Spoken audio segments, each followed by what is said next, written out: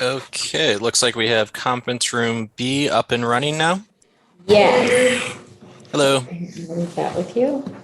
I'll go to this, we'll adjust right there. Okay, well, with that said, since we did mention we'd take about 5 minutes, we'll go ahead and get started at 1:05. Good. So I just want to welcome everybody who's in attendance, either in the room or in the Zoom room. I'm Maria Turner, Director of Community Development, and I will turn it over to roll call. I think Mary will do roll call. She's got the list. Okay. Roll call. Would you prefer the identification and then the name, or just That'd be name? great. Okay. North Lake County, William Weiss. Present. South Lake County, Jan Coppinger. She let us know she wouldn't be able to make it, or she might be a little late. Agricultural Commissioner Catherine Vanderwall. I can't see who's online. I think, I'll go back and. Farm Bureau Rebecca Harper. Here. Lake County Cannabis Alliance Jennifer Smith. Here. Cannabis Industry Nara Del Baca. I'm here. Tribal Representative Robert Geary. Here. Lake County Fire Chiefs Association Representative. Here. Chief Cepeda and Paul Booth will be here momentarily. Okay. Okay, it looks like that concludes roll call. Moving on, we can go over our agenda. We'll have our welcome, then roll call, which we just completed. Then we'll go ahead and move on to the consideration of minutes from the February 27th, 2023 meeting. And then we will move on to consideration of recommendations on cannabis retail sales limitations or concentrations on locations, a few typos there. But with that said, I think we'll primarily be reviewing the zoning recommendations from the LCCA. And then we will move on to begin our review of Department of Cannabis Control definitions. We'll follow up with public comments and then adjournment. So with that said, moving on. Did everybody have a chance to review the minutes? Yes. Okay, great. So if we did, we're going to handle that by roll call again. That's just to add a little extra clarification for the minutes, since the yays and nays doesn't quite add like who was voting and who was not. And so I'll leave that to Mary to go down that roster. All right. Will Weiss. Oh, wait. Oh, I guess I need a motion for. I move to approve. Move to approve. Motion in a second? Great. So that was Rebecca's motion. This is for Catherine's benefit. She's doing the minutes. And Will Weiss seconded. Roll call, please. Will Weiss. Yes. Rebecca Harper. Yes. Jennifer Smith. Yes. Nara Del Baca. Yes. Robert Geary.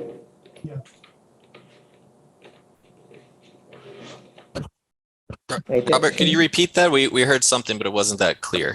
Yes, I said. Okay, Thank you. thank you. Chief Cepeda. Yes. Catherine Vanderwall. Here. Super. Thank you very much. I will turn this then back over to Andrew for presentation of the next item, consideration of recommendations on cannabis retail sales limitations, on concentrations or locations, or the cannabis retail sales, or of cannabis retail sales. Okay, well, with that said, follow up from our last two discussions on this topic on the February 27th, 2023 meeting. The Cannabis Ordinance Task Force made the determination for the need of more time to review LCCA retail sales zoning district recommendations. And the issues that are still up for recommendation are just that, consideration of the LCCA retail sales zoning districts. Hopefully all of you had, used the 2 weeks to review that document in more detail. We can open it up for discussion. This is just a review from the original request from the Board of Supervisors. You're all familiar with that. And then as you know, you have the document with LCC recommendations, which I've summarized in a couple of slides here. Let's see here. Sorry. Okay, so this is the way that our zoning ordinance currently has retail sales set up, where it's generally not permitted except for a few zones. It's listed as a use allowed in C2, which would still have to go through a major use permit process. For local commercial districts, it's allowed with a major use permit. And then in community commercial districts, it's a permitted use or use by right. And that's really where the source of the issue is. Moving on to summarize the LCCA recommendations, the changes would be as follows, where you can see it would open up retail sales in agricultural districts, timberland preserve district, rural lands district, and rural residential lands, with the idea that they'd be, setting it up as part of a micro business to where the cultivators could allow, a limited scope for retail sales themselves. Excuse me. Similar to, a small winery located on a vineyard. Moving on, it would still not be permitted in any residential district. However, it would change from planned development commercial, which allows it through the major use permit process. This would allow it with a minor use permit. And in addition to that, it would incorporate delivery. In the document itself, I noticed LCCA put in the recommendation for consumption as well. However, per direction of the Board of Supervisors, we're going to hold that off for a later discussion as we revisit consumption lounges and how to approach it. So for now, just sticking to the board's request to review retail sales and where they're located and what regulations are associated with them. It would allow for retail sales with a minor use permit and delivery in highway commercial districts, as well as, resort commercial districts would allow it with a minor use permit, but not delivery. Then, as you can see, the rest of it would still be with a minor use permit, except in C1, the document's still listed as a major use permit, but it does add delivery to it. So with that said, we have the summary of these changes. We could take a minute to open it up for discussion if you would like. I know some of the representatives wanted to have some more time to look it over, and we are all curious to hear their thoughts. Andrew, I had a question regarding suburban reserve. If LCCA could just sort of add, let me know the reason why we would allow it there. I don't know if wineries are allowed there, but typically suburban reserve is for primary residential uses with accessory commercial uses. Would anybody like to speak to that?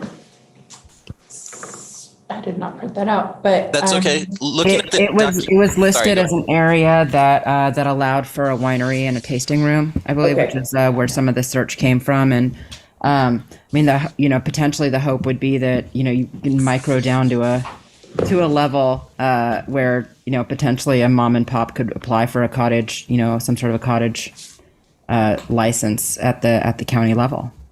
Okay. Yeah, thank you. It's not allowed. I don't believe currently under state regulations, but that it is potentially something to look at going forward. So along with the permitting process, are we going to continue to look to enforce the Public Resource Code 4290-91 and also in some of those areas traffic studies? I know that one of the collectives I have looking at on Lake Street in Bryant is a concern because of the amount of children traffic coming from the apartment complex to the high school and to the elementary. And, my request for a traffic study to be done was just ignored. And I think some of these areas, we have limited means of ingress and egress. And if we are looking at an evacuation or an emergency, we need to make sure that they have the safe means of egress. Yeah, typically when the planning division processes use permits, the recommendation for a traffic study would come from Public Works, which oversees the roads. So when there is a large enough anticipated usage or concentration of people in one time that they think that the traffic will be elevated to where it might have impacts, that's when they'll request those. And I'd like to point out two corrections for this slide. In suburban reserve, it is listed as a major use permit. Yeah. As well as, there's both minor and major recommendations for highway commercial. So. Good. I think the overall point of this was to make the process to have more involvement by all departments And by expanding it, we realized that there needs to be more involvement rather than just the by right permitting process, which has been happening, in which there hasn't been a lot of required involvement. And so by, going this route, we're able to get the fire department involved and public works on roads and building department on structures. And I think that that's our ultimate goal, is to be. Well, and the level of permitting was kind of decided in that previous meeting as well. We seem to all have consensus that it did require a conditional use permit. So, yeah. Okay. Did anyone have questions?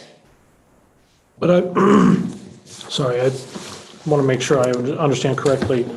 Was Chief Cepeda's question regarding traffic studies and/or egress, ingress, is that would be addressed by way of the major and minor use review processes? Yeah, it would go to the Public Works for review. So how about the sort of more high impact service and industrial areas, M1, M2, and MP? What was the rationale behind that one? So I don't know that we have wineries there, but I could be mistaken. And especially since what we've already encountered when we had this proposed rezone to take one to take it from C2 down to C1 so that a retail could be put there by right. The problem was when you get into your C3s, maybe that's what it was, C3 down to C2. Yep, that's correct. And Yes. your M1, N2s, then that's where we're anticipating less street traffic, and so that's why we have less retail there, because we're saving those spots for the businesses that will have a much higher impact in odor and noise and traffic, or not just traffic, but odor and noise and all kinds of other things that are objectionable on like our main streets. And so can you give me the rationale for putting it in C3, M1, and M2? That would be exactly it, because those are areas that won't have that downtown impact. People won't have to go into town. If it is perceived as a nuisance to some, it's not. I can understand that Yeah. because the goal seemed to be to sort of disperse. Yeah. However, I think we start having impacts there that are unanticipated because we don't want to have other retail uses located in those areas as well. And since we're talking specifically about retail, and maybe someday I'd really love to see cannabis treated like every other impact of business, I think that maybe we should kind of, if it were me, I wouldn't do M1, M2, and MP right now. I would think that if that's the overall consensus of the county general plan, that to not have retail of any type in those locations, that's completely agreeable and makes sense. Yeah. I believe that those areas are more reserved for cannabis manufacturing. I think that would be more aligned with those specific areas. Yes, exactly. And And in the furniture next zoning talk, manufacturing we and can all talk that about stuff. that. Yeah, yeah. Yeah, no, I think that's that's great. Yeah, I'd say continuing to have the option of delivery there is certainly workable. I think there may be a couple of areas that are currently zoned, possibly in that M1, M2, particularly M1, where there may be like a small tasting room on site or some sort of tour that can be done, to members of the public for, I'm thinking of like, wineries or olive oil type things. And that may be where that language came from. Hey, Catherine, can you take a look at the zoning ordinance? Because I forgot my iPad, and just see if we do have wineries and tasting rooms in C3, M1, and M2. Because if we do, then I understand why that would be inserted. That Catherine, was generally the search that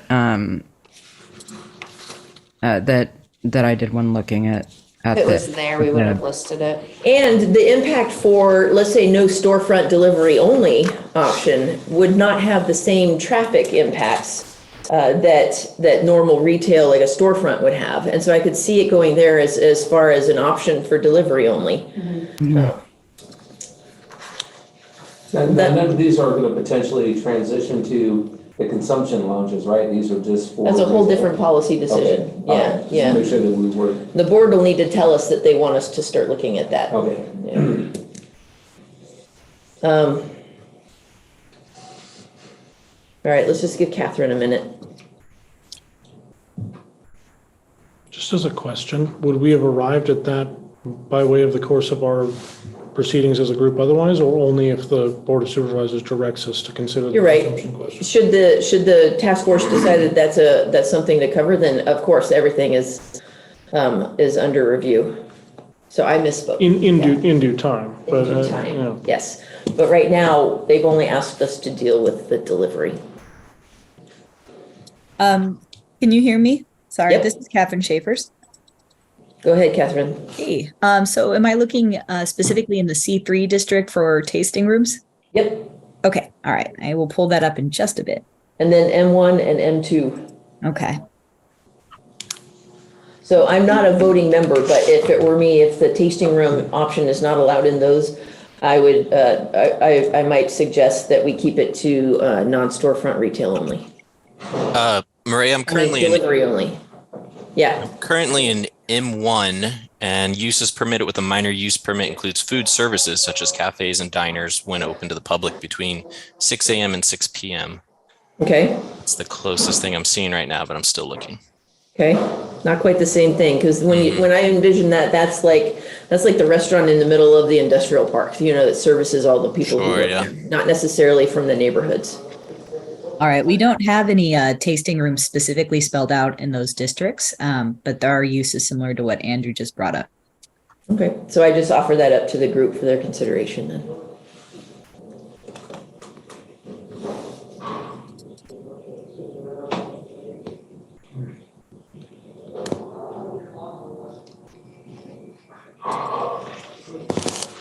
So that's kind of interesting. Okay, so sorry, I just keep finding things. This chart is really, or this table, this list is very helpful.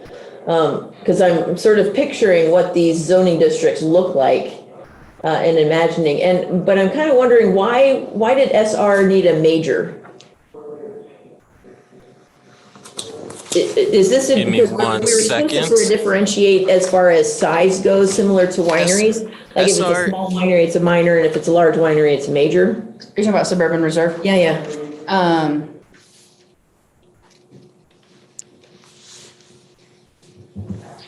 The Suburban Reserve on the document I'm looking at, which is the LCCA recommendations, they have the pretext listed as bed and breakfast, Christmas tree sales, farm labor quarters, produce stands, personal use caregivers, cannabis cultivation, industrial hemp, wine tasting rooms with an MUP. And then their focus for that area is listed as on-farm retail and consumption, but consumption's another topic. So And that's why, because it had an MUP for the wineries. So we went that same direction. Okay, so, okay. One thing that maybe Andrew has in a next slide or a future slide was that breakdown. Where do we feel comfortable a minor use permit is appropriate as opposed to like the large wineries? Those are the major use permits. So I think we were still going to decide that as a group, if I remember correctly. it came up. I did not include it in a new slide, but I could pull up the slides from the last meeting to cover that section to where a small tasting room versus a larger tasting room. Yeah, we can set that aside for now because we can just assume that it may apply to all of these zoning districts directly, or, when we decide what size.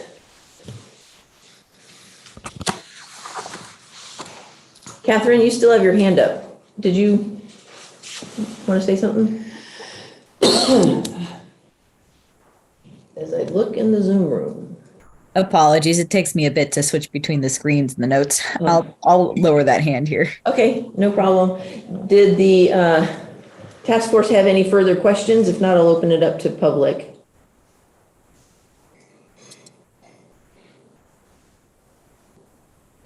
Seeing no hands raised, looks like Bart. Go ahead, Bart. Thank you. Can you hear me? Yes, ma'am. Thank you so much. I can't see the screen, and I just wanted to ask if there's anything being presented in the meeting today that wasn't sent ahead in the email from Andrew. I will defer to Andrew for that response. Yeah, I attached the same recommendations from LCCA. The I think what Bart's probably getting at is to have access to the PowerPoint, and we are currently working with our department to find a place for those PowerPoint slides to live as PDFs online. But they are not always ready ahead of the meeting, similar to planning commission And meetings. so when will they be ready? Are there printouts there on the table? What will the task force members have? While we to work it out consult? with IT, right now everyone's able to see the screen for the most part. While we work it out with our department and IT, you are welcome to come by the department anytime you would like, and I will print all of those out for you. I believe it's a Brown Act issue. Hey, Bart, we're not required by Brown Act to post PowerPoints ahead of time. What we do need to do is post the agenda where the meeting will be, the link that'll be available for virtual, and send out our agenda items. But actually, if they're just posted online and available to the public in hard copy, we are satisfying the Brown Act. I believe Anita Grant has said differently recently, but I won't go further with that now. Thank you. I will make a note and follow up with her. Thanks. Okay, and then next we have guest. Guest, if you don't mind saying your name for the record. Thanks, Maria. This is Angela. I just had a question. I think you kind of touched on it already. My question was going to be is when we're looking at minor use versus major use permits, is there a reason that in some of the zones where a tasting room requires a major use, we're recommending minor use?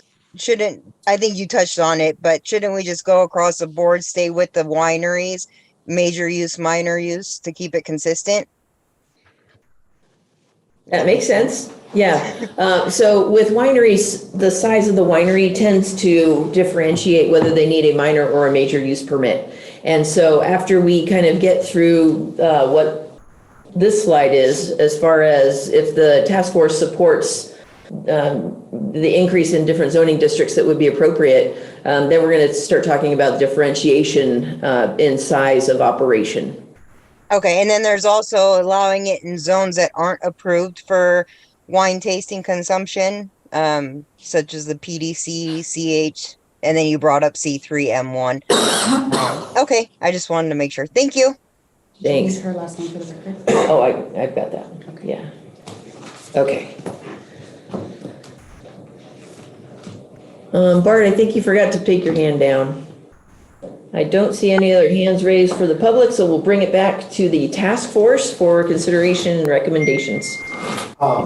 Real quick, I just wanted to make sure that for this, if somebody's going from cultivation only, where they're just cultivating and they decide to add in some sort of retail sales or anything like that, that they are going to have to upgrade everything to those 4290, 4291 standards. Because now there's going to be a business and a commercial process that's being performed on site. It's not just cultivation anymore. Makes sense. These permits would all still undergo discretionary review, which would include notification to the fire districts, whereupon you would respond with those 4291 requirements. Yeah, but we'll look at it as, you know, the cultivation is an agricultural activity. Retail is a little different. Right. So in building code and all kinds of land impacts, it's different. Right. I just want to make sure that we threw that out there because we just discussed with the last ordinance with the hoop houses that, you know, the 4290, that wasn't addressed with the agricultural products. But now Right. when we put in retail sales and everything, it's a whole. Retail would not qualify under any of those ag exemptions. Yes. Yeah, it's commercial activity. And there wouldn't be any grandfathering in if, you know what I mean, if you were already doing the cultivation, now you have to bring everything up to that standard. Oh, are you You see saying what I'm that the saying? cultivation would no longer have the ag exemption? The cultivation would, but all the roads leading up to the cultivation site, the retail site, if it was all on the same location, would have to be upgraded to meet those 42. For the new use. Okay. Yeah. Which makes me think that it would be helpful, once the recommendations are approved by the board, it would be helpful then if our department generated here's what you gotta know. You know, because otherwise people might be thinking, oh, this is great, it'll be easy, and they're not really looking or they don't know ahead of time all the stuff that'll be required. Thank you for making a note of that, Mary, because that would be a really good idea. We can do a pamphlet. And there's a lot of things on the state side as well that they'll need to be made aware of, and this isn't exactly fun. Yeah. It turns your farm into a retail spot, and you lose a lot of your tax exemptions and your labor exemptions when you start having retail. And so those are things that the cultivators are really going to need to look at. So this is, I doubt in the long run we're not going to have 50 on-site retail locations by Right. any means, but Right. it is great to advise the applicant ahead of time, like, this is what you're getting into. Okay, So I think that would be a great two-part document. yeah, yeah. I agree with what Paul had brought up as well with the access to the commercial buildings from building and from the county fire marshal position. Good. Sorry, Bill. Can you say that again? I said I agree with what Paul had brought up about the access to the commercial buildings from the county fire marshal position and from the chief building official as well. And we'll be looking at that whenever everybody's converting any buildings or adding them into those areas for that use. Good. Okay. Nara has her hand up. Go ahead, Nara. Yeah, so I just wanted to, I pulled some language from M1. So it looks like what they allow is incidental retail sales in M1. And I think that's probably where that addition of retail came from. So it would be, incidental retail sales to like manufacturing, very likely, or processing facility, because you're not, I don't know whether you've got any indoor cannabis happening in that M1, M2, C3 area, but it's in, it's subsection B, hang on, 21.4B. So it's the uses permitted. Incidental retail sales. Yeah, incidental retail sales. So that's where the retail was added, and again, it's similar to a winery, is incidental retail sales allowed. So Except the winery isn't allowed there. right, the winery is not, but any manufacturing activity, right? Because you're not going to have necessarily a winery, maybe a bottling facility or something like that, but like a Chase Water, that type of location.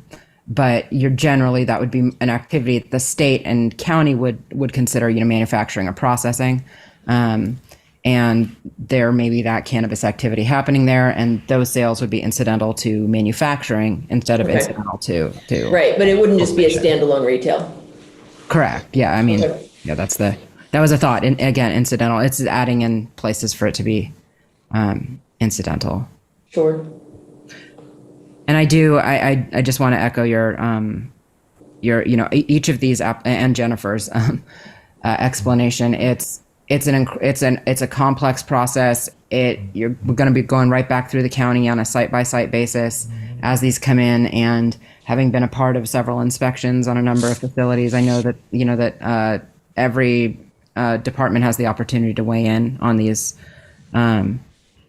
discretionary review processes. So I don't think that there's necessarily a need to add an additional language there when it's already there.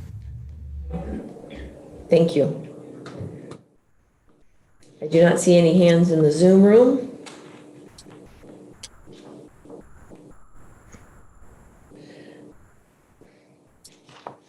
Any further discussion from the task force? Maria, I do have one point to bring up that has not entirely been addressed.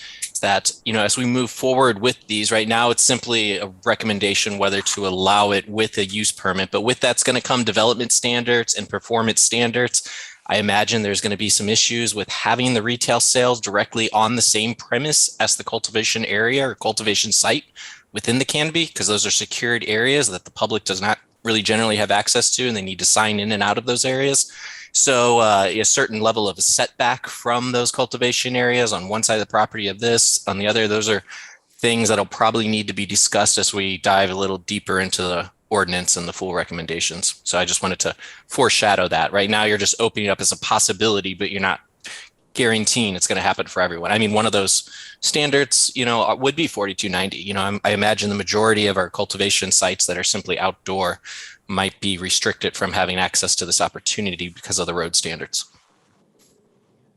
Thank you. If there's no further discussion, we can entertain a motion. Do we want to make a motion to adopt this with the change to M1, M2? We would make yeah, we would be making a motion to approve a recommendation of, and then whatever follows. We didn't say M1, M2, and MP? Yeah, I said, C3, M1, C3. M2, yeah, Yeah. and MP. and MP.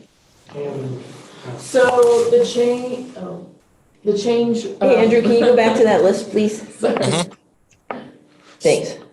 So the change, or I guess the recommendation would be to recommend these uses.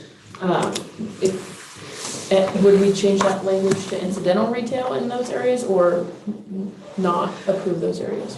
I'm a little confused about that. Yeah, fair enough. I would, my friendly amendment or recommendation would be, yeah, to mirror again the language for incidental retail.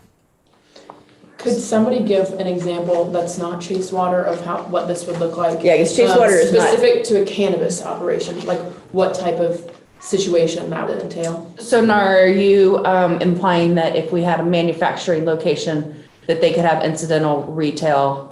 Correct. Yeah, it would be manufacturing or processing. So a place that that makes pre-rolls or manufactures hash or edibles or a beauty product or something like that, that would fit in one of these M designated sites would also be able to have the opportunity, like a cultivator, to have incidental retail sales on site.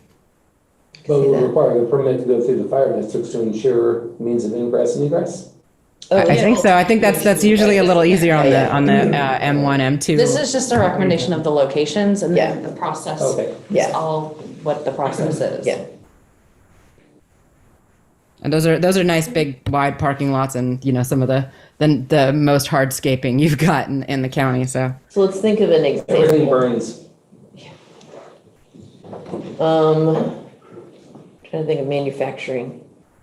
well, I mean there's a couple of places in the pipeline that regardless of whether I'm not sure what the zones are, but if you look at Alchemy 29 or something, that's I think they're in for a processing, and so that would be potentially they could have incidental retail sales of the brands that they process on site. Right. So it wouldn't be like you're processing and then you still have to go through all the hoops of the self-distribution, the testing, the packaging. And so it's not like you got your processors in the back and you got this, bucket of buds there you're just selling. No, that was old school days when Yeah, they were rolling joints in the back of a dispensary to sell. Right. Yeah.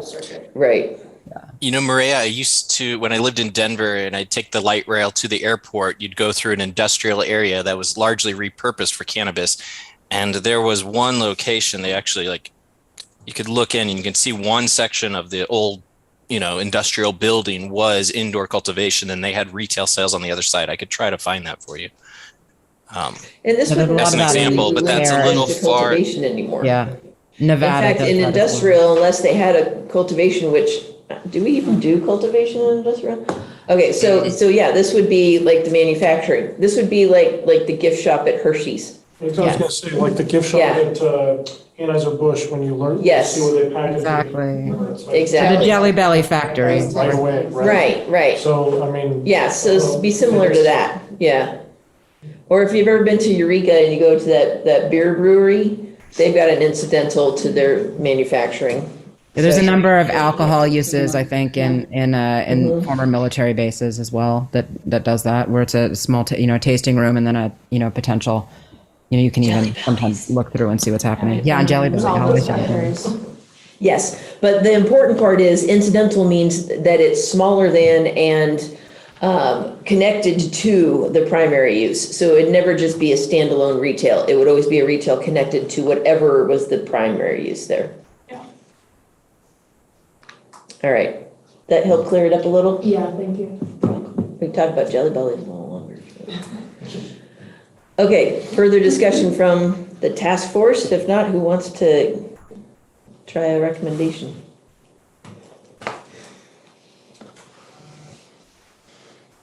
Oh, Jan. We have Jan's. here. Sorry. Yay.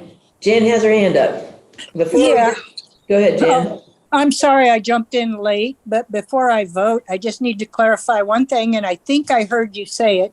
But either one of these that we choose is going to have to go through scrutiny from every department before it's approved. Is that correct? I'm It would be thinking similar in sanitation. process to any other use permit, yes. Okay, thank you. That's all I needed to know before I voted. And it would absolutely include all the fire stuff. Thank you. Sure thing. So just for clarification, so we're saying C3, M1, M2, and MP are incidental retail? Yes. Okay. And what was your comment about suburban reserve? Suburban Is that- reserve, Sorry. well, that, I was asking about suburban reserve because typically it is primary residential use with incidental commercial or agricultural use. And so I was having trouble visualizing that, but Nara was able to look, or Catherine found it in the zoning district where they do allow those wineries and tasting rooms. Okay. And so that's why it was put in there. Okay. So that cleared it up for me. One other option to offer, I can bring up a map where you could look at each of these zones individually to see where they're located in the county. I'm not sure if that's something the task force would be interested. Are we good? I think we're all right. Okay. So Bart, we did take this back from public input portion, so we're going to go ahead and entertain a motion. Go ahead. Anybody? I move that we forward this recommendation to the Board of Supervisors with amending C3, M1, M2, MP to incidental retail only. Ooh. Did you want to I add want more? to keep incidental retail and delivery. Delivery is pretty much a given, isn't it? If you have a retail. Already allowed, right? Yeah. Just making sure. Okay. Well, just because the above ones don't say anything about delivery, which they should, shouldn't they? Because anywhere you got retail, you got delivery. It's just you don't always have storefront with delivery, right? All right, so ag, APZ, TPZ, RL, RR, and SR can have delivery as well. But there was one, I believe, that you said would not be allowed to have delivery. Was that the resort? That was down in C3, Okay, never mind. but we worked it out. It's all going to be just Never incidental retail. never mind then, sorry about that. With delivery. With delivery. Because delivery is really low impact, except for that delivery van coming in and out. You never really notice it. Okay, so we have a motion on the floor. Do we have a second? I would second. Second by Will. That motion, Catherine, was from Jennifer. And if Mary will go through our roll call. Will Weiss, Yes. Rebecca Harper, Yes. Jennifer Smith, Yes. Nara Del Baca, Yes. Robert Geary, Yes. Chief Cepeda, Yes. Catherine Vanderwall, Yes. Jan Coppinger, Yes. Super. That passes. Thank you very much. I'll hand it off to Andrew for the next item. Just for the minutes, could we clarify that statement one more time, the recommendation? Sorry, Jennifer? thank you. To recommend the zoning chart as presented with the change in C3, M1, M2, and MP to reflect incidental retail and delivery only. Okay, and we did not include C3, correct? We did. We did. We did. Yeah. So that's Yep. C3, M1, M2, and MP. Correct. All right. Okay, thank you. Awesome. Thanks. Back to you, Andrew. All right. Looks like we had discussion and public comments, and we've concluded that discussion topic. Moving on, we do have a review of Department of Cannabis control definitions. I was able to get through about the first half of the alphabet. We got through M's. It's not as long as you think. It's a little tedious. It might not be the most exciting conversation as we get through some of these, but we can just go through, visit each one on a handful of pages. I'll move forward a couple slides. Like here, I was able to highlight changes in the recent DCC regulations. To whereas this is the current definition, and this is what and why they changed it. They amended it to replace definition of keef, but we'll get to that as we get through them. I did notice that, earlier in the week, Jennifer Smith, you had requested our local definition. So at any time you want to bring those up and compare them to our local definitions, feel free. If there's some of these words that we want to look a little bit more into, I'd be happy to come back because I think this is a two-part section. I just wasn't sure how much time the retail sales conversation would take up. What would be great is anywhere that we have substantial difference. And I don't know how we have like a split screen and we scroll through both. Well, because ideally, we're just going to refer to state definitions, right? We don't want to have any difference between state and Yeah, local. I mean, that would be the idea, but And then referring to the actual code rather than it written out, because it does Yeah. change in the example, right, that he's presenting right now, like the definition was changed. So long as our local code just referred back to it. Sure. Then- Yeah, that's easy. Yeah, so I printed out local and state. And because there's things in the local that we have that the state doesn't, and vice versa. Cool. So Andrew, can you just go through the ones that are different? Sure. Let's do that. 'Cause Although, I mean, I was under the impression that for some of the members that are not as versed in cannabis, this would be an educational opportunity to touch upon each one. I think yes, but also it would be more educational to just have that document to look over. I mean, this is not gonna. Yes, okay. Do you want to make a copy of the state? I have it printed. Actually, trying to think of what would be the best, quickest, most efficient way to proceed with this. You know what? Why don't we list out each one? Sorry. Or did you send out these definitions for everybody in the agenda? No, they are All right, all let's- available in these documents from DCC, where we have definitions. Okay.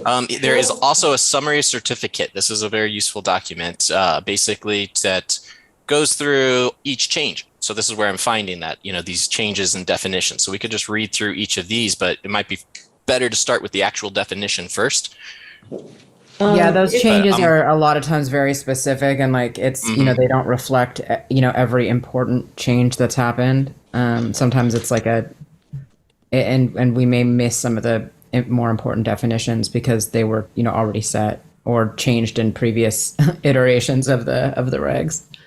I moved it, like Maria said, is to move it to next month and then you send this out to us to have a chance to review it I would, for the next meeting. I sort of need a chance to review this. I mean, I don't know Sure. about anybody else. But It's hard to just do it on Hearing the the fly. definitions right now is. Okay, so It we're going would- to table this item, and in between now and our next meeting, we'll work on getting both of those documents to you, as well as possibly a highlighter, a redlined version or something that needs to draw your attention to the differences. That would be great. Okay, good with that, Andrew? Yes, that's fine.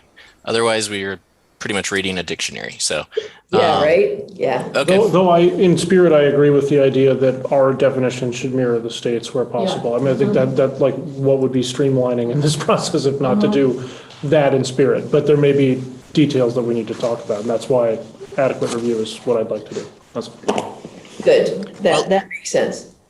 Okay. I did want to point out one definition here for manufacturing, which is a three-part definition. And in which case, I'm sorry, not manufacturing, mixed light cultivation. And an example of how these changes would apply to our task force and the possible activities that we allow. So the definition of mixed light cultivation here was amended to remove light deprivation. Now, what does that mean and why does that matter? Well, we just spent 4 months talking about hoop houses for outdoor cultivation, and this is the pathway that opened it up. So that little detail is it has a pretty big impact. It also affects the definition for outdoor cultivation, which we would get to in part 2. So I just wanted to point that out. Anyway. Good. Moving Thank you. on. And, Yeah, Willie? go ahead. I just want to make sure that, is there anything on the local list that stands out that we need to keep? Or can it all meld into and align with the state? I think and it might be a moot issue at this point, but some of the changes came in when we talked about area, site, and canopy, because we no longer have that cap on area that we had. Area, we no longer have that cap. So I don't know if it's really a relevant definition. It isn't one that it's in the state right now. Okay, good. Well, it's something make here that I haven't noted, because we have cultivation site, which is a state definition where the county typically refers to cultivation area.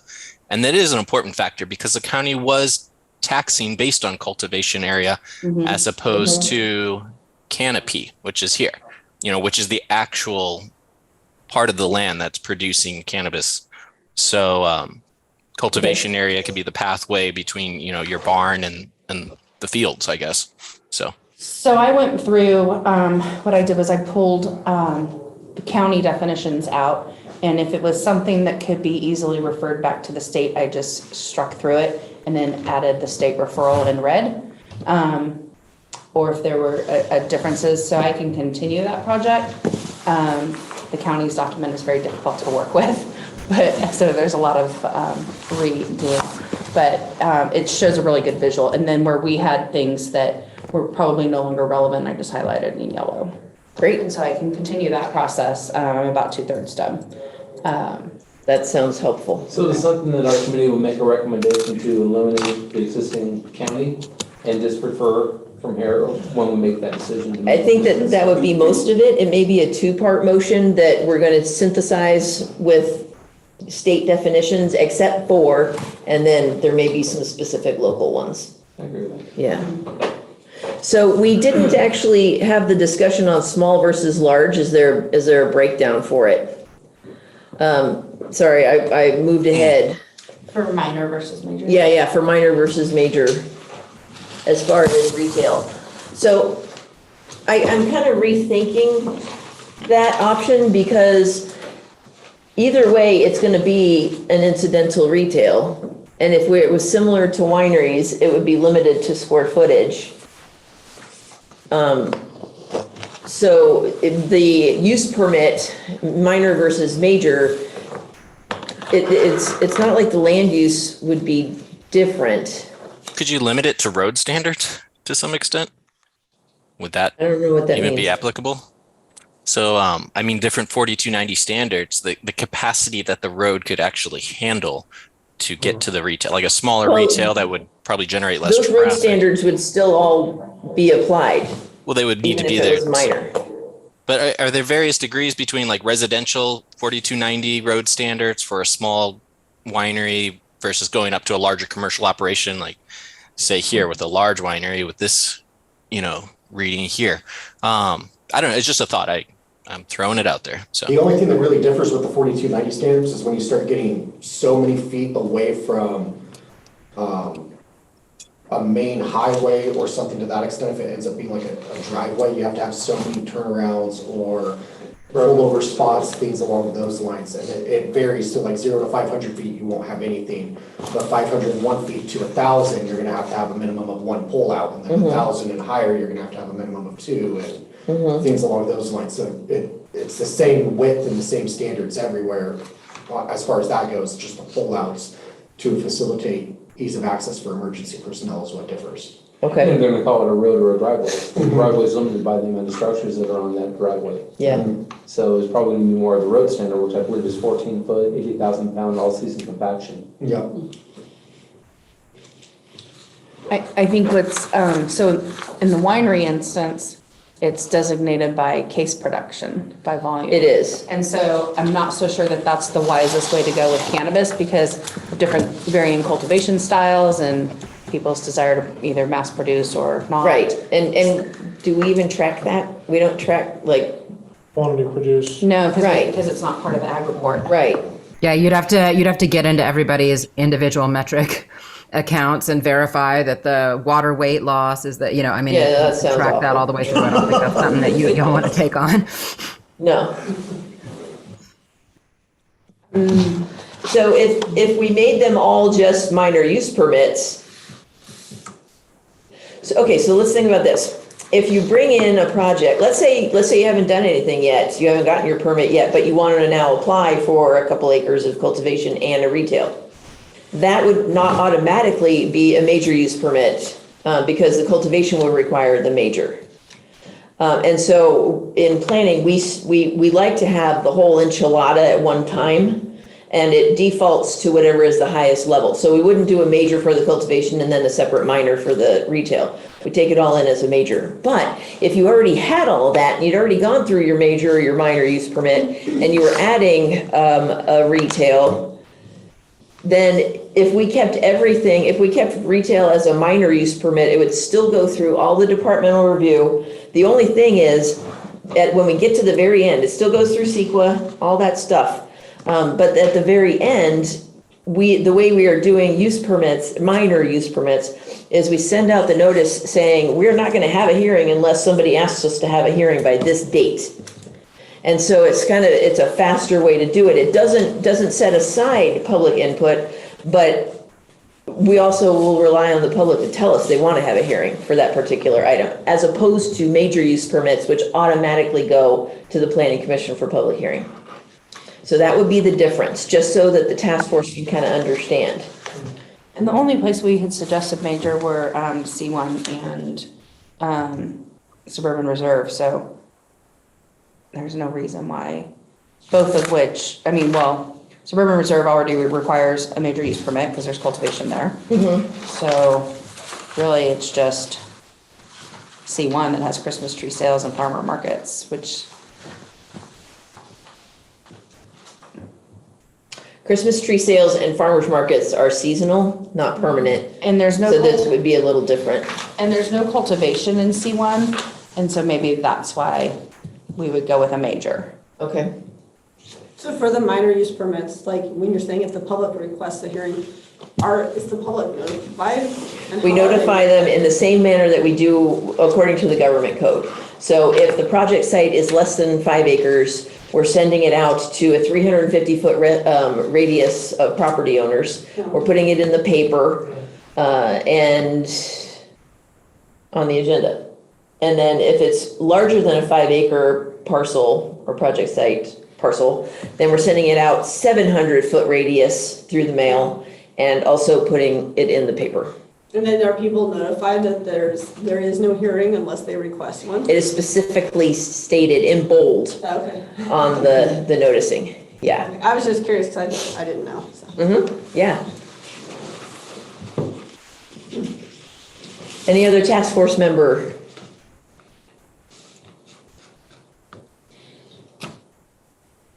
Not, I'll open it up to the public. I see Bart. Go ahead, Bart. Hi, thank you very much.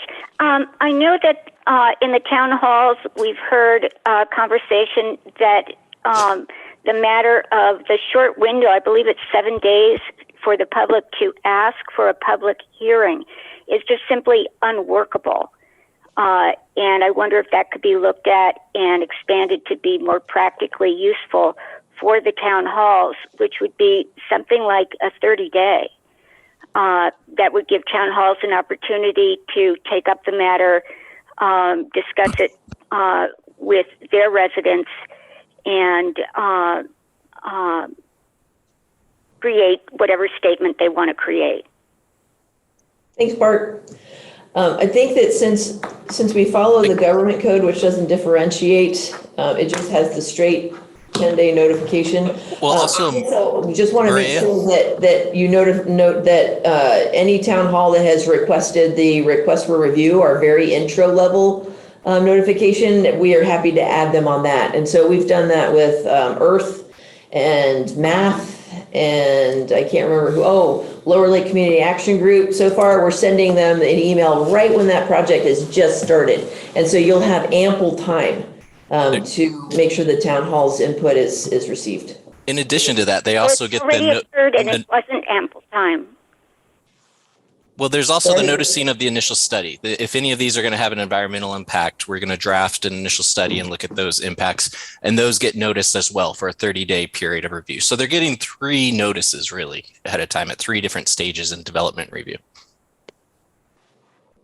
Thanks, Andrew. Anyone else? So I kind of am looking for a recommendation thing, but I kind of lost. There's another hand in the Zoom room. Margot, could you state your name Hello. for the record, please? Ma'am? Hi, can you hear me? Yes, ma'am. Thank you so much. I have a question. So I have neighbors who have major and minor use permits already. So if either of them decide now, oh, I want to have on-site consumption or retail, the guy who has a minor permit, he wouldn't have to go through any other permitting process? That is a great question. And the answer is he would absolutely have to go through a minor use process. And I'll tell you why.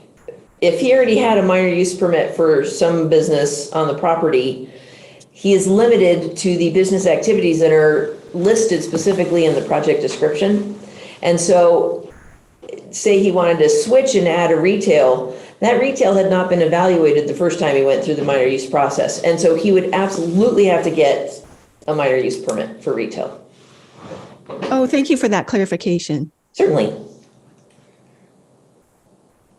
All right, bringing it back to task force. Oh, hey, Margot, could you just state your first and last name for the minutes too, please? Oh, yes, Margot Kambara. Thank you. Uh-huh. Okay, task force, what's your pleasure?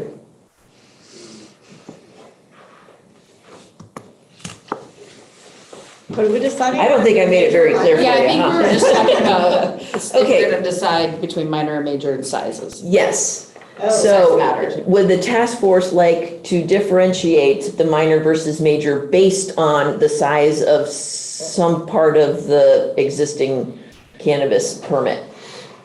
Similar to winery size capacity? Or is the task force comfortable with all minor use permit except for SR, which is major? Or does the task force have different feelings on the level of permitting? I know we decided already once before that we definitely wanted a conditional use permit.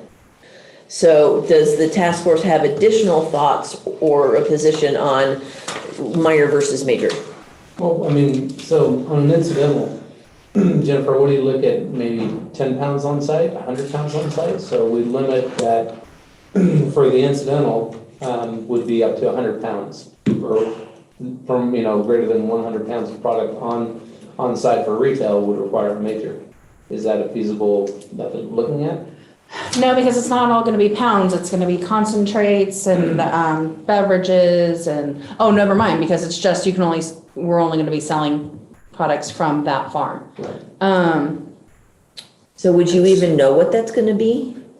Because as a grower, don't you just kind of like, you sell your stuff and off it goes? Yeah, I mean, it depends. It's a lot like, a lot sort of like a grape. I mean, it's like every farmer and every cultivar is going to have a different yield, and every year is going to have a different yield, and What about proposed? But an average, if you have the average did 10 pounds, and we gave it up to 25 pounds was a minor, and anything greater than 25 pounds is going to be a major. I mean, just throwing a number out there to differentiate. Maria, there's another.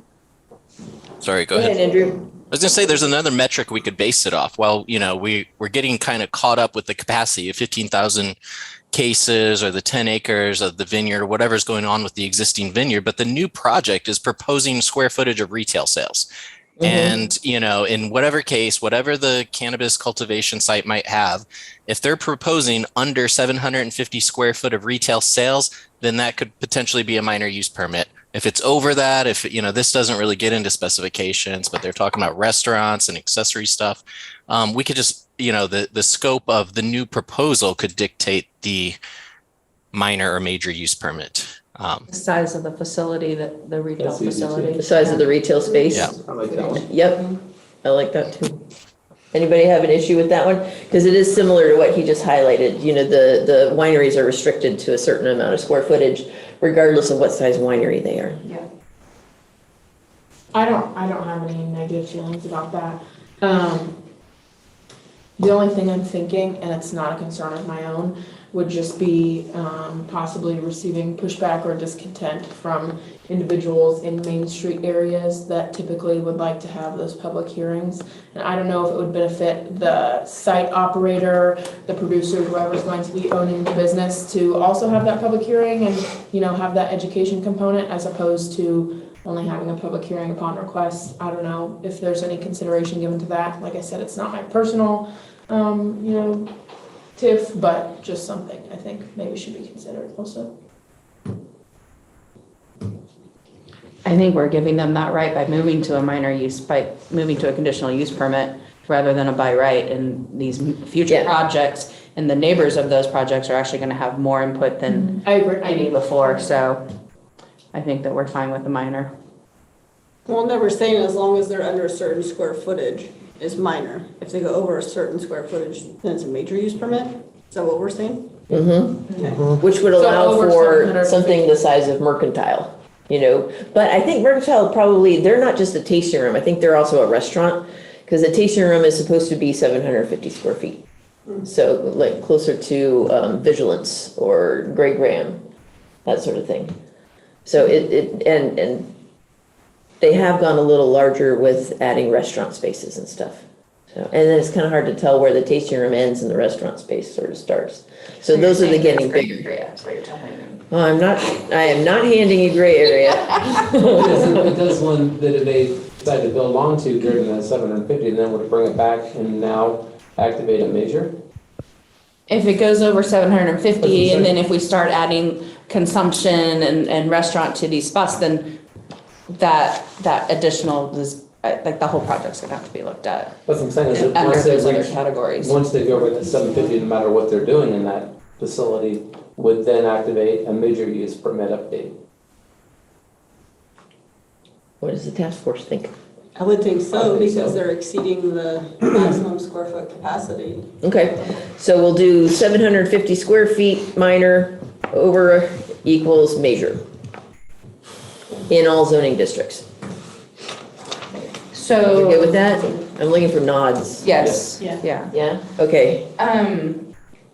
This is kind of, you guys are gonna shoot me on this one.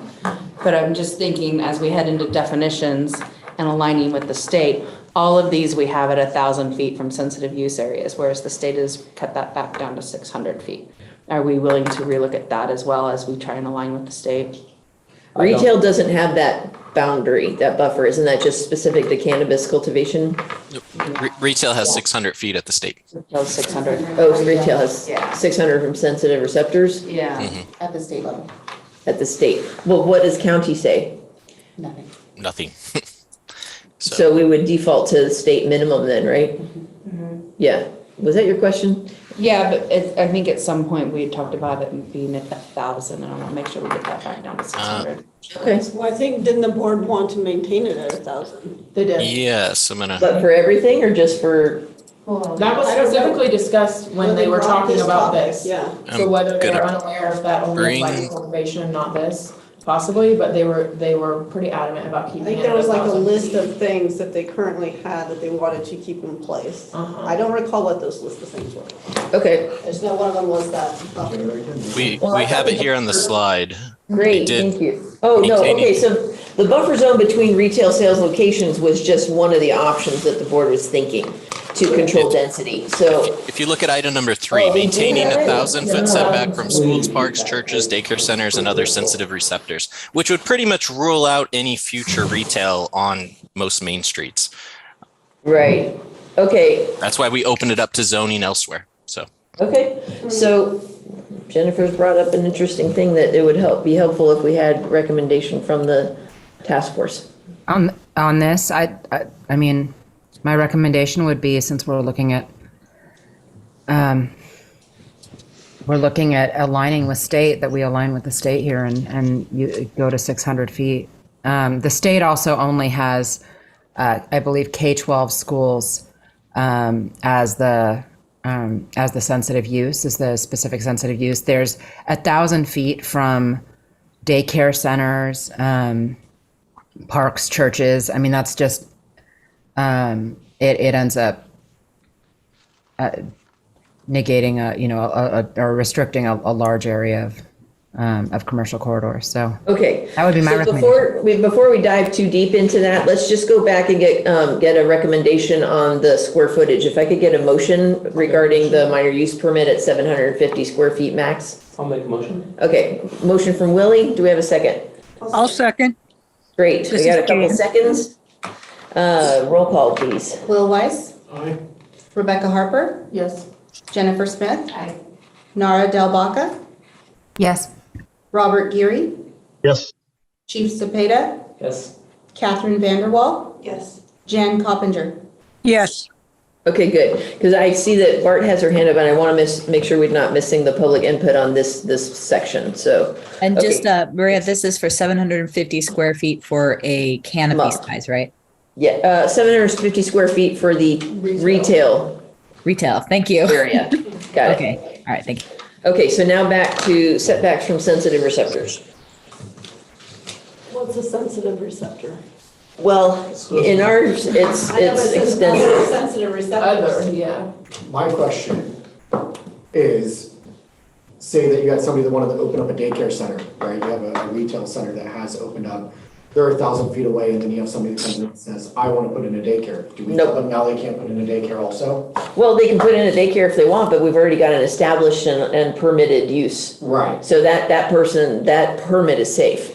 Right, but that's what I'm saying, or do you come back and tell the person with the daycare you can't open up because of this? No, we're not going to keep a daycare from opening up. It's just something that the permittee has to recognize and is taken into the overall analysis when we're processing. Yeah, the I mean, permit. if they opened up and nobody wanted to take their kids there for some reason, they couldn't in turn say, well, there's Yeah. this retail, that's. Also, not keep in applicable. mind, we usually have a 10-year limit on our permits. And so when that 10-year review comes, that would also be taken into consideration. Would they be eligible for use permit extension, even though another use had applied after their existing use? That would be up to the planning commission.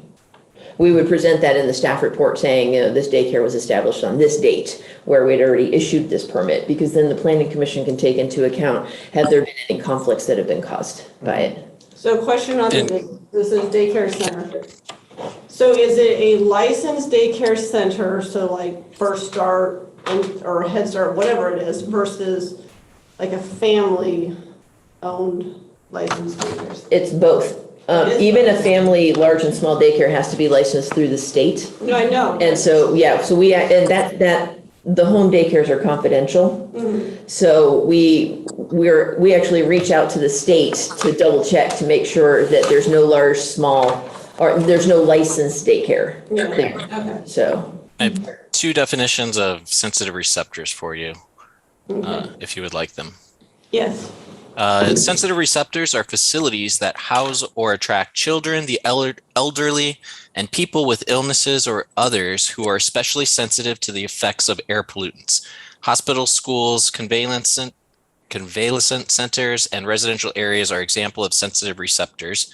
Another CEQA definition, sensitive receptors are children, elderly, asthmatics, and others who are at a heightened risk of negative health outcomes due to exposure to air pollution.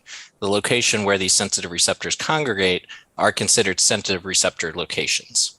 So we're kind of talking about apples and oranges, because the sensitive receptors that Andrew's talking about comes out of our CEQA guidelines for impacts through the air impacts. Right. Whereas these schools, parks, churches, and things like that, on one hand are the kids who could be impacted by air, but that's not the spirit of why this is in there. This is more sensitive to types. It's kind of more along the line that we have 1,000-foot setback from like drug rehabilitation facilities who are sensitive, but not necessarily sensitive receptors under these definitions. We don't have what? Yeah, we do. Our exclusion zones, yes. Oh, that's interesting. Dealing with that issue with one of our pending projects. So. Forgetting stuff. Built up recovery off of Yeah, church. And, you're right. but I like to keep it at 1,000 foot, and this is my perspective. But. I agree, because I think that's part also the reason why we opened it up to so many other zoning districts. So do we want to make a recommendation that we keep it at 1,000, or do we want to just not touch it? Do we need to make a recommendation if they specifically requested that it stay the same? I mean, I what's the don't remember that likelihood as part of the conversation. Oh, but It was. Moak brought it up. okay. Okay. Then it would be helpful. I mean, if we make a recommendation and there's no way that they're going to approve that recommendation, I just don't see it as being useful to do. It was something that the soups like generally all agreed on, so I don't really see that changing. So we just won't touch it. Okay, well, we're not hold on, I should open it up to the public. Go ahead, Bart. Thank you. Can you hear me? Yes, ma'am.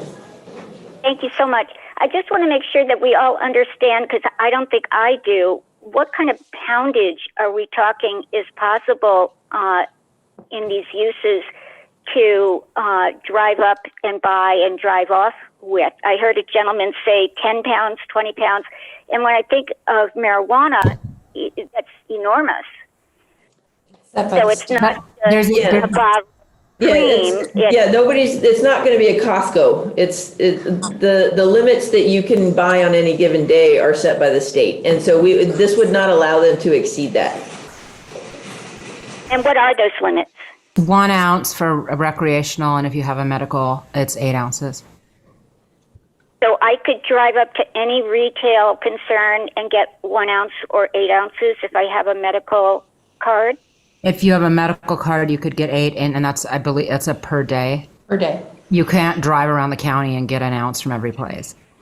Okay, so it bypasses dispensaries entirely and puts all buying potentially at the farms that want to include sales. It allows the farms to apply to become a retailer in some sort of limited capacity. The state But won't. there's no way to The state would monitor not let a cultivator sell directly to the public. It's not allowed under state law. You have to have a retail license to do that. And the state monitors all these sales. Okay. Thank you very much. We'll pull it back to the task force. I'll make a motion to maintain the 1,000-foot setbacks as the board suggested, so that they just know that it is something that we discussed and talked about and acknowledged. There's a motion. Do we have a second? I'll second it. Okay. Apologies, folks. That was a little too low. I couldn't hear that. Sorry. Paul Blues made the motion and Catherine seconded. I have a question. Except I think that Willie was the fire guy. Oh, okay. I guess. Motion then. Okay. Willie made the motion. Can I ask Andrew a question really quickly? Yeah, hold on a second. Before we take a vote, Andrew, Yes. Rebecca has a question. Sorry, everyone. I just know we talked a lot about how potentially highway zoning could be a successful area. Are there any of these, sensitive receptors in those areas that would prohibit? If there were, we would review it when they apply for their minor use permit, and we would identify it, and potentially at the pre-application meeting before they apply and go through the process, we can identify it and say, look, you're too close. You're probably not going to reach our approval recommendation. We recommend you pursue a project somewhere else. Sometimes they want to push through and try anyway, and they do, and it has varying results. But yes, we identify those. Okay. I'm not necessarily concerned from a community member standpoint, more of like what that does to the actual accessibility of that zoning district to a cultivator or retailer. What that actually does in our specific landscape. Like, are there churches in those? I'm thinking of like Kelseyville, Highway 29. I feel like there's a church in that district. What that really does to the zoning. If Yeah, that it's limits like it. school in 20, you have Lucerne High School and Highway 20. There's a lot of those. That's just what I was thinking. Down high school. There's still room. There's still room? Okay, that's what I was wondering. Do I love it? No, but yes. There is still room. Okay, because I know we talked about that as being, potentially an area where retailers could be successful. And if that was drastically limited by this rule, I think that maybe would be something that we should revisit in that circumstance. I was going to say the entire prior discussion around what zones and what to allow in them seems potentially compromised by 1,000 feet being a limitation that would preclude certain sites. But that said, if it's consensus that 1,000 feet still works, then maybe it doesn't need to change. I would actually open the question up to the firemen in the room, just what the sort of, and if the answer is, I don't know, then that's fine too. What's the distinction between 600 and 1,000 feet? I mean, like, what's functionally the difference? I think it gives for those potential populations that might come in contact, gives them an additional 400 foot of clearance. And like I said, where, the one that I have concerns about is within a pathway of the schools. And I just think that additional 400 foot is going to deter kids from entering for those individuals that are potentially going to purchase items, keep them away from there. I mean, your ID is scanned at the door at every retail location and sent to the state. So their children are not allowed on site at all. Not What even in the 1,000 parking lot while your parent runs in. Yeah, the 1,000 feet pretty much makes it impossible to open a cannabis retail location in Middletown, which means that that whole area is not served. So at 600 feet, you may be able to find something that had the right zoning, but at 1,000 feet, it's incredibly hard. Middletown and Hidden Valley Lake. I mean, is it possible to see like what an actual map of that zoning and footage looks think like? that's from what- that? Yeah. Sorry, that's why I'm looking over here. I think that's what Andrew's doing right now. So we're not doing PDR, TPZ, not doing open space. So are we doing M2 or M1? I'm sorry, I didn't know if I followed it. Yeah, it's M1, M2, C3, all those are allowed, but incidental. So they wouldn't be primary retail. Okay, so to open it up to these areas. Oh, I guess RL and RR are included in there in suburban reserve. And SR. So what would be helpful is if we had schools, parks. Churches. Yeah, I reached out to Lon Sharp for to see if he had a shapefile or a data frame for that, but it was kind of buried in our GIS data, so I'm going to have to take some extra time to dig that up. Plus, as you know, we've been quite I'm quite thinking busy. like if you went to the parcel and typed the address in and like just starred the APNs where those were, it would be pretty easy to. I can say that for Kelseyville, moving from 1,000 to 600 is gonna have, we have enough churches, enough schools that are spread out. It wouldn't through- have a significant impact. No, we've got a church that's on First Street and we have a church that's on Fourth Street. And then down further is the school, so even with moving it down to 600 feet, you wouldn't be able to put anything on Main Street, Kelseyville, essentially.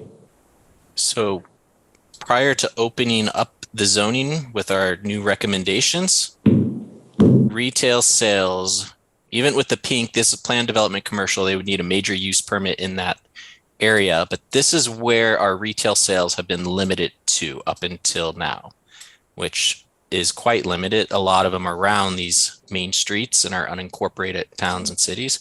I apologize, my mouse is, I think I'm losing it, but he's on his way out, so it gets a little glitchy. But you can see here, this is where people have been limited to put retail sales. And even in these larger purple areas, in fact, let's take those out.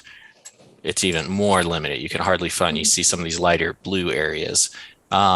So by what we've just recommended today, whereas this maybe a little part in Upper Lake, little North Lakeport, a little bit of Nice, and a little bit of Lower Lake, I guess some Cobb Mountain possibility areas. These, again, sensitive receptors around Hidden Valley and Middletown would have probably not allowed any of those to go forward. However, by opening it up to agricultural preserve, agriculture, highway commercial, commercial resort, PDC, M1, M2, TPZ, RL, and RR, and SR. And C3. Again, based on a hand, do we do C3? Did I miss that? Yep. Yeah. Okay. We have just opened it up to a lot more options. Still, we're going to have to review each one individually. A lot of them aren't going to work. The road standards are not going to be there. A handful of other factors, all the other things we check with a major and minor conditional use permit, they're going to have to go through all of those checks and still get public input before any approval will go forward. But you just opened up a ton of space for them. Okay, so we have a motion and a second. Thank you, Andrew, to keep the 1,000 feet. I do have a meeting at 3:30, so. Yeah, I've got a hard stop at 2:30. We have 8 more minutes. Okay, that motion and second, who were the task force members again? Apologies. Willie Okay. was motion and Catherine was second. Okay, roll call. Roll call. Will Weiss, To change from 1,000 to 600, no. No, to keep the 1,000 was the motion. Then yes. Okay. Rebecca Harper, Yes. Jennifer Smith, No. Nara Del Vaca. No. Robert Geary, Yes. Chief Cepeda, Yes. Catherine Vanderwall, Yes. Jan Coppinger. Yes. Okay. That, I think, does it for, So passes this? yeah, so that passes. So we're tabling definitions to next meeting.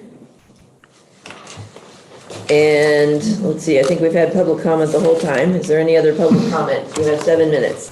Anybody? I would like to revisit the path and timing of the temporary ag structures, where we're at with that. Path and timing for temporary ag structures? Yeah. So that is going, well, supposed to go to the planning commission on the 23rd, but somebody who looks a lot like me sent in the public hearing notice saying the board of supervisors were going to do it on Wednesday. So that was totally off. I'm going to need to redo it. And it'll probably still be on the agenda just so I can tell them, oh, I messed up. And then we'll move it to April. Okay. So, and then it goes to the board after that. Okay. And we're just bumping up against planting season, so I know people are very anxious about that. Very sorry. I am no longer going to just send off my own notices. I'm going to have them reviewed and then sent off. And then what's the timeline and path we see? What's the path, the next steps for this recommendation? I never got it. It didn't sound like the Ag Advisory Board wanted to take a look at it, so this will just go to the Planning Commission. Okay. Maybe the same day. Well, I'll probably break it up. So we'll see. We'll see what we have on the calendar. Okay. But yeah, it will go next to the Planning Commission.